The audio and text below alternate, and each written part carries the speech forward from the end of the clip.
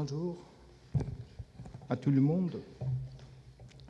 La doctrine de l'homme-image de Dieu, c'est-à-dire la conception religieuse qui décrit l'homme comme ayant été créé à l'image de Dieu, compte parmi les énoncés élémentaires de la Bible hébraïque. Au cours de l'histoire et jusqu'à aujourd'hui, elle a profondément marqué l'anthropologie théologique du judaïsme et du christianisme sous des formes chaque fois différentes, et il n'est pas rare qu'elle avait servi de preuve à qui voulait démontrer la supériorité éthique et morale de la révélation biblique sur les autres religions. Dans de tels discours sur lesquels je ne m'attarderai pas plus ici, on passe le plus souvent sous silence que cette idée, transmise en particulier dans le premier livre de Torah, ne doit pas être considérée comme une exception et qu'on ne saurait prétendre qu'elle a été formulée pour la première fois à cette occasion.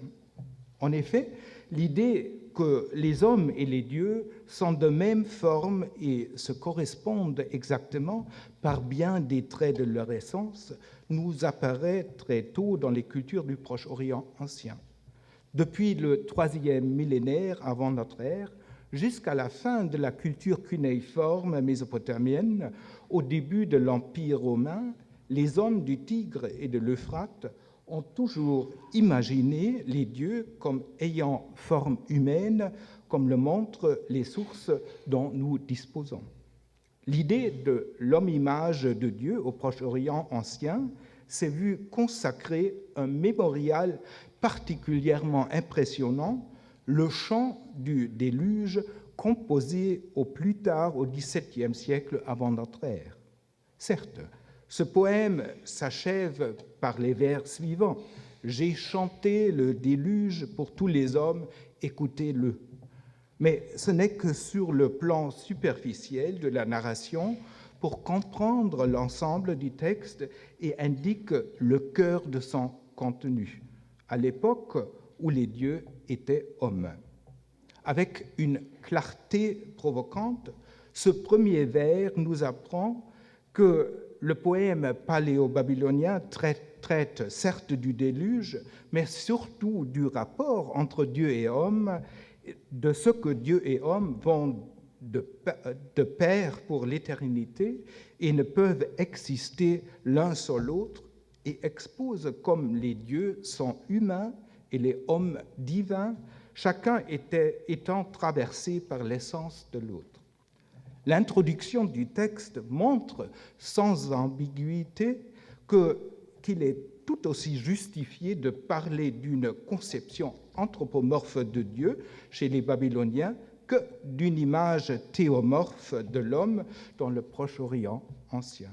Donc, au commencement des temps, à l'époque où les dieux étaient hommes, c'était eux qui accomplissaient le travail qui traînait la corbeille. La corbeille des dieux était grande, car le travail à accomplir était énorme et considérable l'effort. Ainsi, les grands dieux Hanouna, tous les 7, firent exécuter par les dieux Igigi le travail de manutention. L'existence de 2 classes de dieux causait des troubles, d'après le texte, bien avant que l'homme n'advienne. Pendant que les uns devaient, à la sueur de leur front, modeler la terre et creuser le Tigre et l'Euphrate, les autres résidaient dans le palais des dieux sans devoir travailler. Pour éviter la révolte des dieux laborieux, voire la violence et le meurtre qui détruiraient l'ordre divin à la manière d'hommes primitifs, Ea, le dieu de la sagesse, trouve au dernier moment une solution. Il faut créer, dit-il, un nouvel être qui libérera pour toujours les dieux de leur corvée. Ea décrète que l'homme ne doit pas naître de la seule argile. À la glaise destinée à la création de l'homme doivent être ajoutés la chair et le sang d'un Dieu. Ce n'est pas n'importe quel Dieu, cependant, qui va devoir donner sa chair et son sang. Le Dieu de la sagesse dispose qu'on utilisera le chair et le sang, je cite, d'un Dieu bien précis, du meneur de la rébellion des dieux. L'essence de l'homme ne sera donc pas marquée seulement par le divin, mais aussi par la clameur des revendications.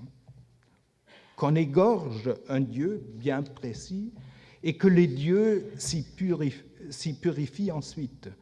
À sa chair et son sang, Bélet Ili, la déesse mère, doit meuler la glaise.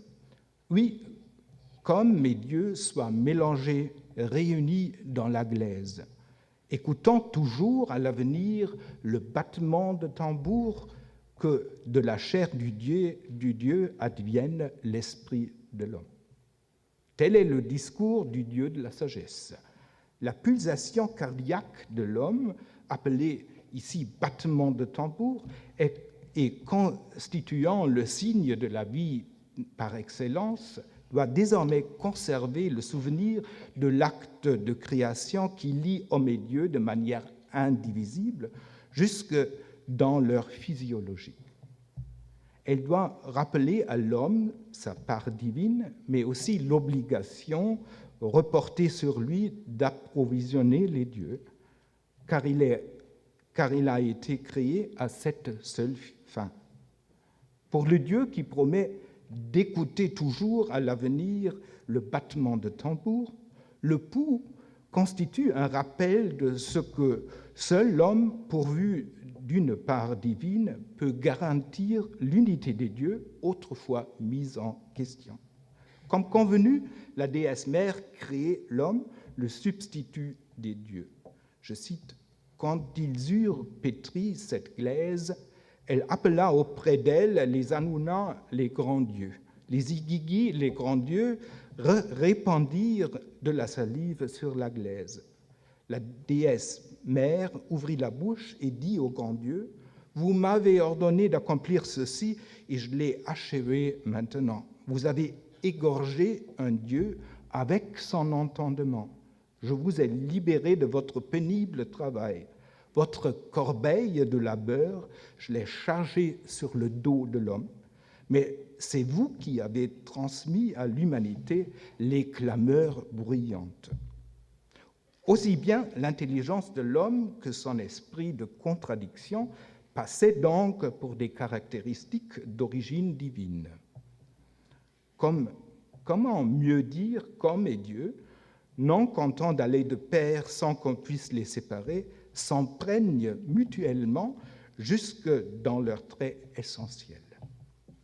Avec l'alliance conclue entre homme et Dieu après le déluge, c'est, d'après la théologie mésopotamienne, une communauté qui voit le jour entre homme et Dieu fondée sur une sollicitude réciproque, tandis que l'homme doit se charger durablement du travail des dieux, les approvisionner et les affranchir. Les dieux le font durablement bénéficier d'une conduite bienveillante. Dans le Proche-Orient ancien, il ne s'agissait là aucunement d'une promesse en l'air. En effet, d'une manière que peut nous sembler étonnamment concrète au premier abord, l'homme du Proche-Orient ancien voyait l'attention de son Dieu se révéler aussitôt à lui dans la victime qu'il lui a fait sacrifier.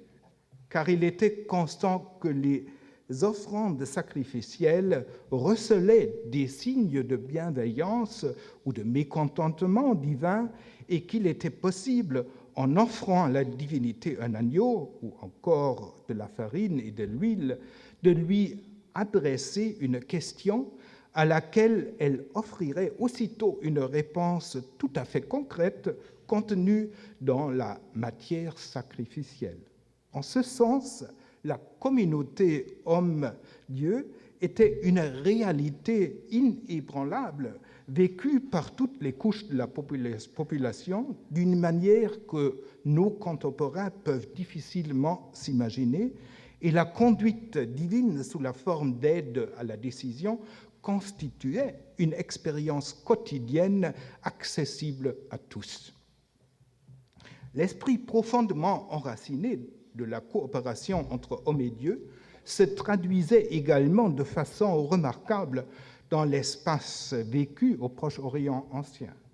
Au milieu de la ville, on construisait pour les dieux des temples surplombant tout, lesquels n'étaient pas principalement des lieux de prière, mais des lieux de vie agrandis dans des proportions monumentales et dans lesquels les dieux résidaient au milieu des hommes. La maison des dieux disposait d'espaces de réception, de séjour et de chambres à coucher, d'une salle du trône et d'une salle des fêtes, et les dieux avaient à leur disposition des habits, des parures, des ustensiles ménagers, des véhicules et des meubles de toutes sortes. Dans son temple, dans la partie intérieure, n'était accessible qu'à une poignée d'heureux élus, le Dieu à forme humaine était d'une part soustrait au regard des hommes. De l'autre, il se montrait régulièrement dans la vaste cour du temple, entreprenait des voyages dans le pays et enfin il se présentait notamment en compagnie du roi lors de fêtes et de processions. Ce n'est pas uniquement par pragmatisme, mais aussi pour donner une forme visible et tangible à l'étroite communauté homme-dieu, que l'image cultuelle dans laquelle le Dieu se montrait à l'homme, faite de bois, des métaux nobles et de pierreries et vêtue habits précieux, avait forme humaine. Dans les arts visuels, l'architecture et les rites, on veillait attentivement à ce que le Dieu surplombe l'homme, soit parce qu'il se tenait sur un haut piédestal muni des marches, soit parce que le lieu où il était placé se trouvait tellement en hauteur que ses pieds étaient au-dessus de la tête du commun des hommes. Cela étant, il avait toujours des proportions humaines. Seul le roi, considéré comme l'intermédiaire entre les hommes et les dieux, était autorisé, par exemple pour la procession de la fête de Nouvel An, à ôter les pieds du Dieu de son piédestal et à se montrer côté à côté avec son Dieu en étroite communion. Les rituels lors desquels le roi babylonien ou assyrien saisissait la main de son Dieu, les mises en scène de banquets, de mariages et de voyages divins pouvait sembler relever aux yeux de non-initiés du jeu de poupées superbes mais sans vie. Le prophète, appelé de nos jours Deutéro-Isaïe, qui avait sans doute fait personnellement l'expérience du culte babylonien des dieux au VIe siècle avant notre ère, raillait les dieux babyloniens comme œuvre morte des hommes. Dans le livre de la sagesse biblique, son point de vue est résumé dans la sentence suivante : « Malheureux ceux qui placent leur espoir dans les objets sans vie et appellent Dieu les œuvres de mains humaines. » L'accusation d'idolâtrie faite dans la Bible aux cultures du Proche-Orient ancien est bien sûr tout autant le fait d'une ignorance abyssale que d'un refus de comprendre l'altérité, lesquelles animent aujourd'hui encore de déplaisants discours suprémacistes. Elle atteint son apogée dans les louanges chantées par David devant l'arche d'alliance, devant laquelle s'était brisée la statue de Dagon, dieu des Philistins, Kol, Elohé, Ha'amim et Lélim, tous les dieux des peuples sont des vanités. La polémique contre les images dans la Bible a deux cibles principales. Elle exprime d'une part le point de vue selon lequel un ouvrage fait de main d'homme ne peut en aucun cas devenir un Dieu. D'autre part, elle s'oppose avec véhémence à la conception qui voudrait qu'un Dieu puisse advenir de matériaux terrestres d'ici-bas qui servent autrement à la production d'objets profanes de la vie quotidienne, et on déduit que lors de la destruction d'une image divine en bois, en métal et en pierre, le Dieu présumé est également détruit et que celui-ci donc est donc dès le départ sans force et sans efficace. Même si, dans la discipline encore si jeune qu'est, au point de vue de l'histoire de la recherche, l'étude du Proche-Orient ancien, nous devons encore étudier la théologie babylonienne et, ce faisant, surmonter bien des obstacles épistémologiques et des sentiments de supériorité. Une chose est claire à tout le moins. Des accusations balourdes ne font aucunement justice au sublime témoignage de première main. Car bien que les dieux des Mésopotamiens aient été produits de main d'hommes, du point de vue de la théologie babylonienne, ils ne sont pas l'œuvre niaise des hommes. Un exemple suffira à le montrer. L'atelier dans lequel une image divine était produite à Assur, Babylone ou ailleurs portait le nom du lieu d'avant le monde, duquel, selon les préceptes babyloniens, sont issus le temps et l'espace, les dieux et l'ensemble du cosmos.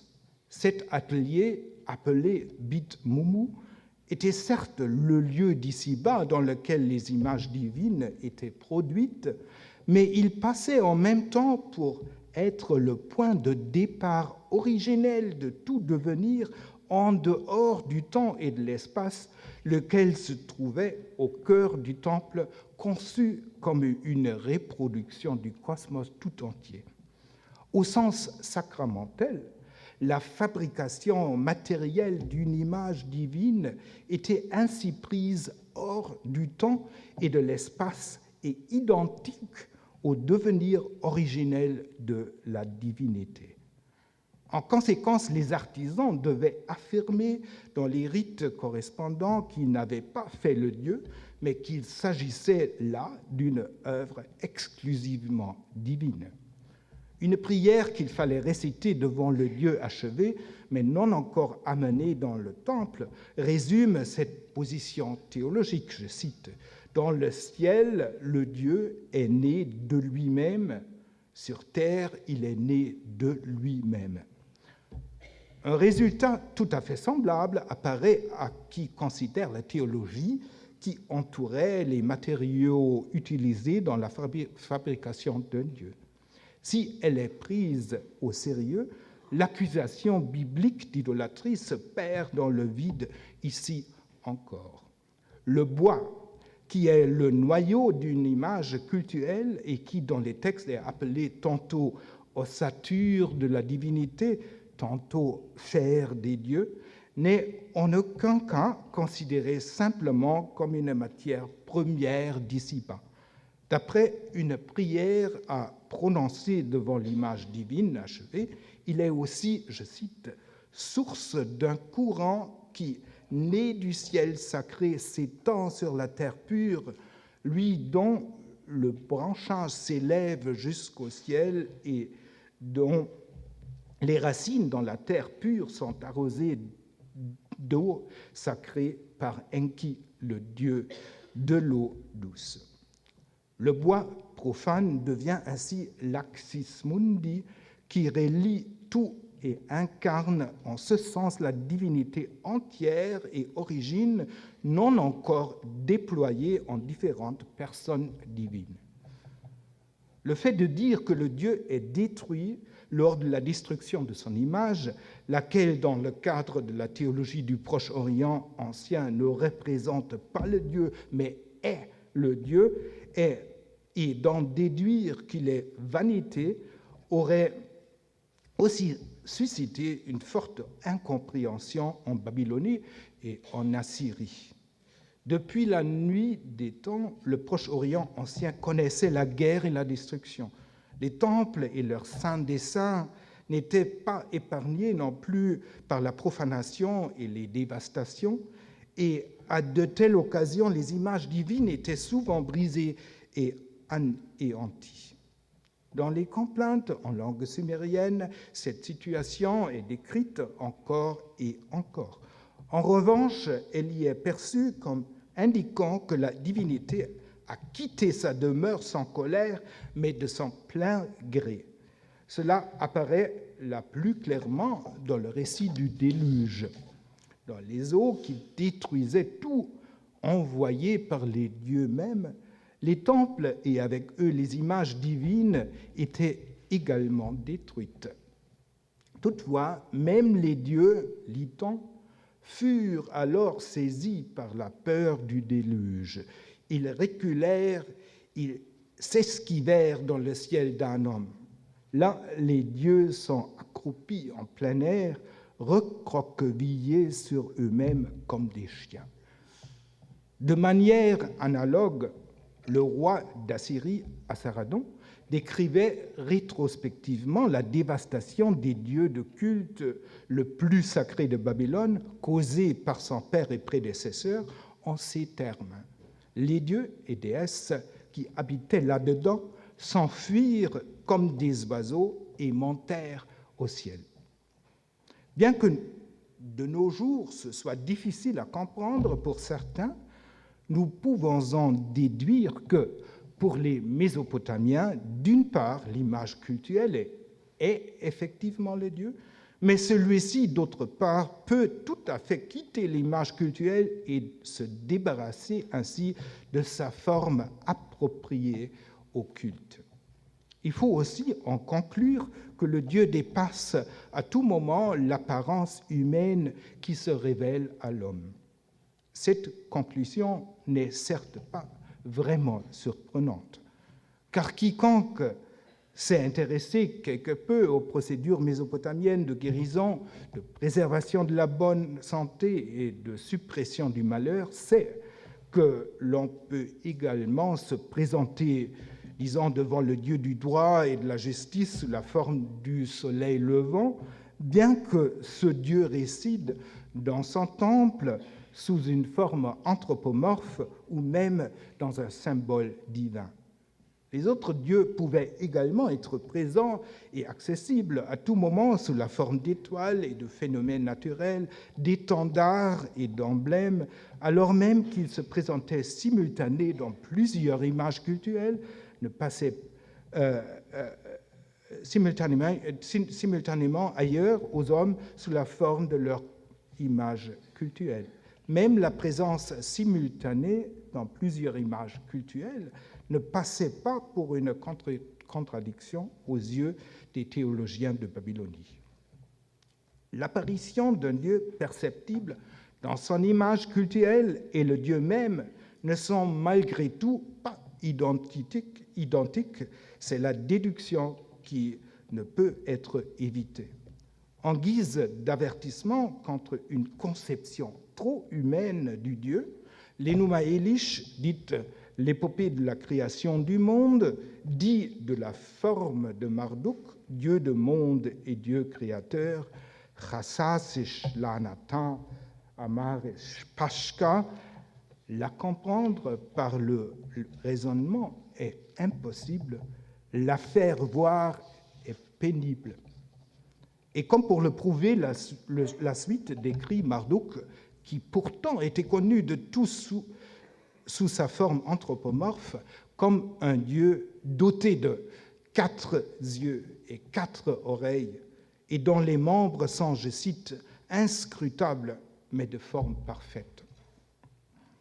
À la lumière de ces constatations, le caractère apparemment anthropomorphe des dieux mésopotamiens, si clair et sans équivoque à première vue, se révèle plus incertain. Ce n'est que lorsque cela sera compris distinctement dans la discipline que l'on ne trouvera plus étrange que les prescriptions rituelles mésopotamiennes prévoient de délivrer des offrandes de nourriture non seulement aux grands dieux que nous avons à l'esprit sous la forme humaine, mais aussi, comme si cela allait de soi, à des éléments architectureux des temples, au vent, aux fleuves et aux montagnes, aux nuages et à la mer. Si, en l'occurrence, le don de l'homme au divin reste cantonné au domaine de la communication humainement possible, et parce que l'homme est l'homme, il doit aussi le rester, ici, le destinataire du don, en revanche, n'a pas forme humaine. Cela ne paraissait pas du tout singulier aux Babyloniens. C'est ainsi qu'à côté de la consigne disant qu'il faut ouvrir la bouche à un Dieu nouveau-né pour qu'il puisse communiquer avec l'homme et recevoir des offrandes, nous trouvons tout naturellement aussi qu'il faut effectuer ce même rite pour les symboles et étendards divins, les instruments du culte et même pour un fleuve. Néanmoins, même les dieux qui apparaissaient sous forme humaine et se voyaient attribuer leur propre nom, leurs attributs typiques et leurs compétences étaient, dans la théologie des 2e et 1er millénaires avant notre ère, en tout cas, moins des personnes divines à part entière que ne le font croire à première vue les images de celles-ci avec leurs conventions iconographiques figées et leurs lieux d'adoration propres à chacun. Dans une prière du 1er millénaire avant notre ère, par exemple, Marduk, le roi babylonien des dieux, est caractérisé comme suit. Sin, le dieu lune, est ta divinité. Anom, le dieu du ciel, ton hégémonie. Adat, le dieu de l'orage, est ta force. Ea, le dieu de la sagesse, ton savoir, etc. Ce texte reprend la théologie de l'Enuma Elish, arrivé à maturité au 2e millénaire avant notre ère, selon laquelle Marduk serait la somme de tous les dieux qui auraient cédé au roi des dieux jusqu'à leur nom et avec lui leur identité. À Sippar, où l'on adorait traditionnellement le dieu soleil Shamash, des conceptions semblables avaient cours, car un calendrier cultuel dans lequel sont réunis les grands hymnes et chants par lesquels le dieu soleil devait être honoré au long de l'année, cite, outre des prières explicitement adressées au dieu soleil, d'autres qui appellent Shamash de nom de Marduk, de Enlil, Ninurta, Cthulhu et Nergal. Derrière la forme individuelle de l'image pour le culte, liée au nom du Dieu et à son lieu d'adoration, se dissimule ainsi la prise en compte de la multiplicité de l'un et de l'unité du multiple. L'individualité de la personne divine qu'on attribue conventionnellement aux images cultuelles mésopotamiennes sans la remettre en question, de même que la conception simpliste de l'anthropomorphisme paraissait superficielle, me semble-t-il, si on les considère avec attention. Le poète de l'Enuma Elish a exprimé cela de fort belle manière. Aux nombreux dieux qui cèdent leur nom au Dieu unique, il fait dire « Les hommes ont beau être divisés selon les dieux, en vérité c'est lui, le Dieu unique, qui est notre Dieu. » Je vous remercie.